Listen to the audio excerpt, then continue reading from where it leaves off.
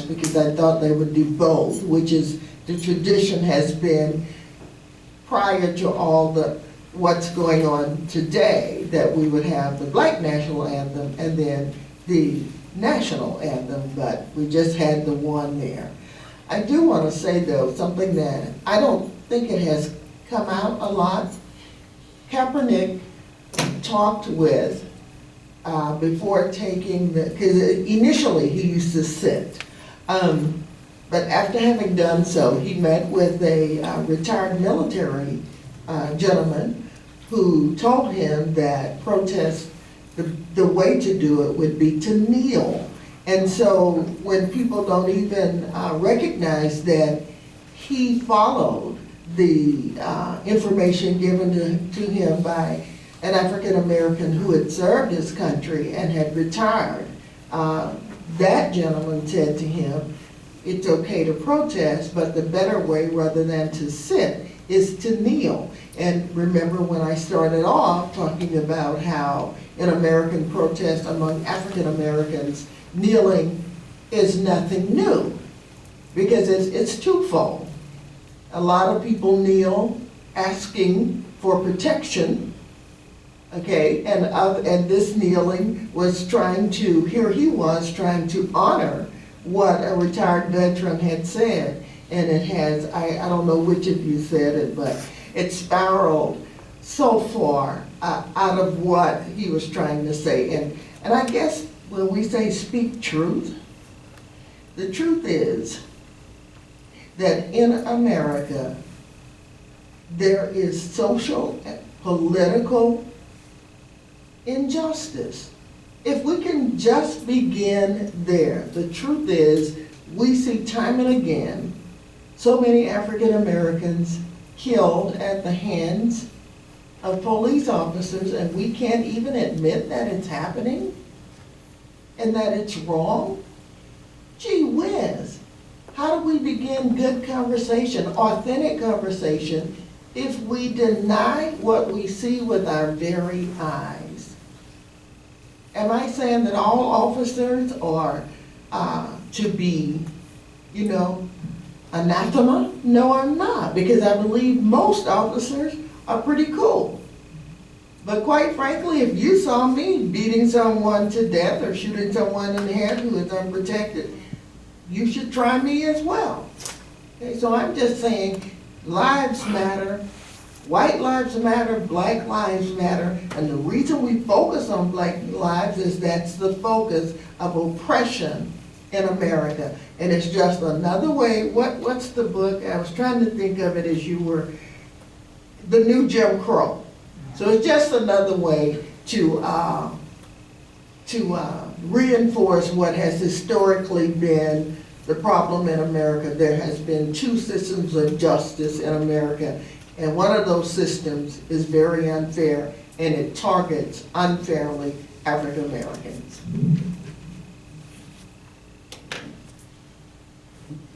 Just keep talking. All right. So I want to go back and reference. I think what we need to do is start back for people who don't know, who may be oblivious to everything that we're talking about right now. What makes the Harlem Renaissance so important is because they covered a lot of these atrocities that was happening in America at that time, and right after the war in the early part of the 1900s. So I would say start back that far, and you'll kind of hear, you get an understanding from the voice of the oppressed, which is what makes the Harlem Renaissance so important. They were speaking about the oppression that we as a people were going through. They were just using themselves as the vocal point to get that oppression out. So that's what a lot of those poems that Langston Hughes and so many other great writers of that time, who were extremely educated, by the way, extremely educated. It was extremely educated black men and women who were doing the job of being the voice of the oppressed. And I think we ignored that era. We ignored it, and here we are right back from what Claude McKay was saying back in 1919 about how we would stand but fighting back if we must die. And here we are still dying, almost 100 years later, because we didn't listen. We didn't listen enough to what was being said. But if we don't listen to anything else, at the end of that poem it says, dying but fighting back. It's time to start fighting back. We've done the good work of being as patient as we were very patient after Rodney King. Nothing got burned until after the verdict, after the acquittals. They waited. We watched them beat them over and over. They showed on the news consistently. I'm 47 years old. I was around when this happened. So we watched it consistently. And we waited. We didn't go off, which was, to me, was the right time to go off, right after the man was beaten. But we didn't. We waited. And then you moved the trial to an all-white county in Simi Valley, just so you can get an acquittal of an all-white jury. We watched this stuff happen to us over and over again, and now here we are watching the same situation going on in St. Louis, because they're tired of it. Right now, St. Louis is constantly they're constantly going off because another acquittal. It's okay, we understand, we take the loss. The parents have to deal with the loss. They bury their child and hopefully they can find some justice. But to keep coming back, justifiable homicide, over and over and over again. This book tells it. They come and get the person out of jail before they even find out they're guilty or not, and they kill them, and they lynch them. This book says the exact same thing, 100 years later. We haven't gotten anywhere. And we haven't gotten anywhere because we don't want to get anywhere because it's happening to us. I want to get somewhere. And I'm not going to be told how I got to react to something that's happening to me. I decide how I react to what's happening to me. I'm just hoping that on that day, I might be feeling pretty good when those things happen. But if I'm not, it doesn't really matter because it's been enough. It's been long enough. My father took it, who's a Vietnam veteran, drafted out of high school, come back to Memphis, Tennessee to watch his leader get assassinated, Martin Luther King, right there in his own city, after fighting 3 years for his country, for this country, as he put it, not his country, but this country. Putting his life on the line for 3 years to come back and watch the peacemaker get assassinated. The peacemaker. We ain't learned yet. We still haven't learned. It's almost been 50 years since that atrocity. And here we are still talking about this. We're still talking about it because we don't want to do tough work. And it's going to take some tough work. It's going to take that. And all of us are going to have to do the work. We're all going to have to do the work. All of us are going to have to do the work. We're having to do it every day. Just driving out of here, we're having to do the work. Just driving home is work for us. And it shouldn't be. It shouldn't be. And I know that's hard for people to understand who don't have to go through it. But trust me, if you was going through it, you would want somebody to understand. That's all we want. We just want you to understand. If you understand, then you'll try to help. I got a lot of white friends who got cop friends. And I tell them exactly what to tell them. And it's usually not, hey, leave us alone. If you run up on the wrong brother on the wrong day, that's all I can tell you. You ran up on the wrong brother on the wrong day. I might just be that brother.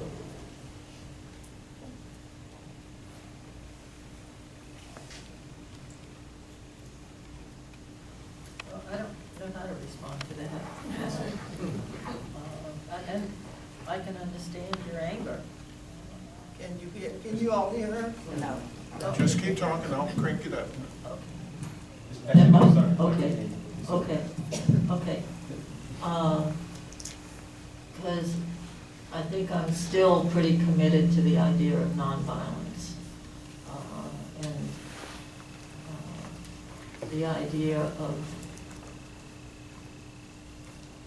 of that kind of reaction is still pretty scary to me, and I don't know. But again, I'm an older white woman. I've lived a very different life than you or John have lived, and I know it's got to be not only hard on you, but yes, to have those conversations with your children and carry that kind of fear when they leave the house. And it's not only for your sons, it's your daughters as well, because they also end up, generally, if a white girl is pulled over by the police, they call the parents, send them home, but even in the case of a young black girl, they'll usually drag them down to jail rather than take that extra consideration. So yeah, it's distressing, but I still think that was a lot of the reasons, when we started this group a couple of years ago after the Charleston killings, that, we just were looking for ways to try to have the community work together, live together, but encourage one another in our pursuits and in our right to life and liberty. And so, yeah, I think it's just, some of what you said just sounded a little counter to that. Can I clear it up a little bit? Well, yeah, Oh, go ahead. okay, all right. So,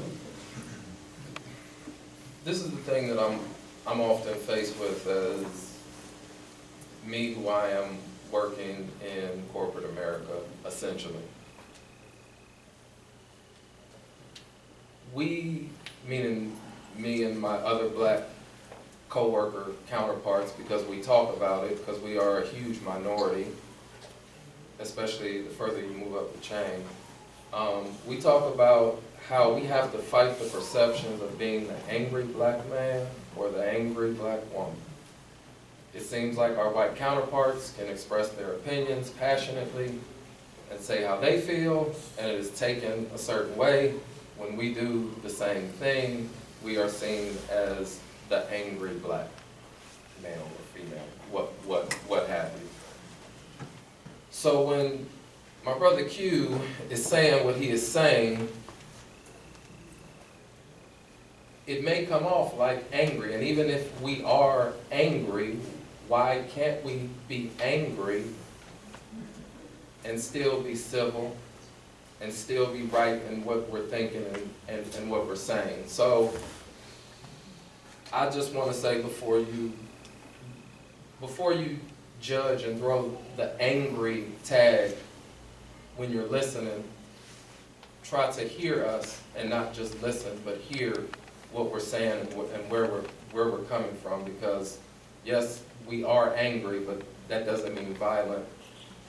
That doesn't mean we're not intelligent, reasonable people. Frustrated? Let me say this real quick too. Thank you for saying it, John. But what I want to say, I'm an artist, so I'm a writer, I'm a poet. Some of y'all know me as that, and inspired heavily by the Harlem Renaissance, and getting that voice out for those who can't get that voice out, and as well as my own voice. But I want to say this, to think into it. I'm an artist, but I'm a human being first. Self-preservation is the first law of nature. It gets to the point where, if John just mentioned that driving home is a task, I don't want to be scared. I just don't want to be. I shouldn't have to be scared. And it's not an issue of violence, it's an issue of the person who's making me feel this way. If I had a really big dog in this room now, he ran a cat into that corner, that cat is going to scratch that dog. Even if that dog is killing him, he's going to scratch. I can't call that cat violent. He's protecting himself. I have a right to protect myself against anything that's trying to bring me harm. What I have noticed from here and from here, the police are trying to do me harm. They are trying. I don't think anybody in this room will argue with that point, that the police are trying to do black men harm. And women. Is that incorrect, what I'm saying? Right. We haven't got to the question and answer part, but I think that's obvious. If they're trying to do me harm, I have a responsibility to my wife and my children to come home every single night. I have a responsibility to do that. I'm a provider for my family. They have taken away so many of our providers for our families. I am not going to let them take me away. I promised my father this every night I talked to him on the phone, who was also a cop when he came home from Vietnam, who got out of it when he saw the corruption coming in. I am not going to let them take me out. If you pull me over, you want my license and registration, I'm going to give it to you. If you pull me over telling me put my hands up while you can see them, I'm not going to put my hands up. I'm going to reach for something. Because I can raise my children and love my wife from prison. I can't do it from 6 feet below the ground. I can't do it from there. And I'm not going to. That's not violence. That's me stopping the violence coming at me. And everybody in this room has a right to do that. It's the first law of nature. We only speak this way when it comes to the police. If there was a man coming through my window in the middle of the night and I shot him, everybody would be okay with it. Because he was coming through my window. But when it's the police that's doing me wrong, that's a bad thing. It's just going to have to be bad. But my job is to come home to my family every night, and I'm going to do that to the best of my ability.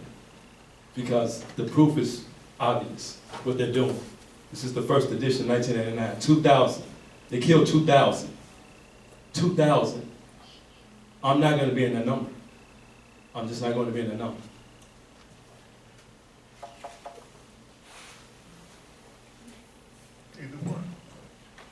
want to take it off the stand, it might be easier, just take it off the stand and hand it. No, this is way cool. This is cool. So, I think we're at a place where, we've said a lot, and I think there's a lot of emotion around this, as it should be. And it will be. And I love the way you put it, John, when you said just because we're angry doesn't mean we're gonna be violent. But we are gonna have passion around perceived and real injustice. We've gotta have that passion. It is our sisters, brothers, uncles, nieces, nephews, friends who are being killed in the streets. And it's simply not okay. So yes, we are going to be angry, but it doesn't mean that violence is gonna come out of being angry. And you know, the truth is, you know how we've always said we wanna sit at the table? I have observed that you can be at the table and your voice will still not be heard. So that's not enough just to be at the table. And it's not enough for us to simply know, there has to be action. And I think you said something that's the law of physics. For every action, there's an equal and opposite reaction. We're going to react. We're human too, and our lives matter. Our lives matter.